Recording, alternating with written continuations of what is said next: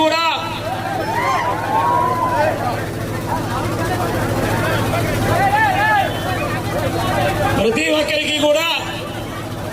శ్రీకృష్ణాష్టమి శుభాకాంక్షలు తెలియజేసుకుంటూ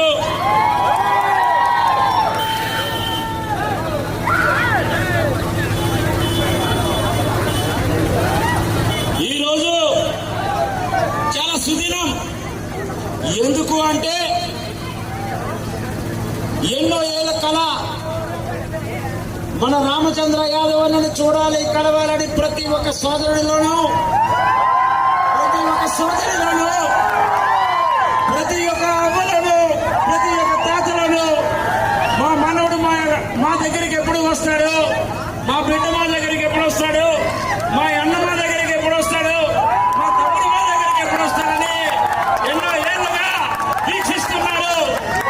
ఆ కళ ఈ రోజు నెరవేరింది అంటే సాక్షాత్ ఆ శ్రీకృష్ణ భగవానుడు ఆశీస్సులే అని నేను చెప్తున్నాను. అలాగే యువత ప్రతి ఒక్కరూ కూడా ఎంతో యాక్టివ్గా ఉండి ఒక అడుగు ముందుకేసి ఉప్పిలి గణేష్ ఇక్కడ కార్యక్రమానికి అన్నగారిని ఆహ్వానించడం, ఎట్టి పరిస్థితుల్లో షెడ్యూల్ లేకపోయినప్పటికీ కూడా అన్నగారు కష్టమండి వెళ్ళలేమండి అని చెప్పినా కూడా అన్నగారు ఒకటే అన్నారు, ఇది అంతా మన కుటుంబం, వాళ్ళ పిలుపు వచ్చింది, ఆ పిలుపుని మనం స్వీకరిద్దాం, మనం వెళ్దాం, ప్రతి ఒక్కరిని మనం కలిసి రావాలని చెప్పి ఇంత బిజీ షెడ్యూల్లో కూడా ఈ రోజు ఆయన ఇక్కడికి రావడం చాలా ఆనందకరం. అయితే శ్రీకృష్ణ అష్టమి మనం యావత్ భారతదేశంలోనూ జరుపుకుంటున్న కార్యక్రమం.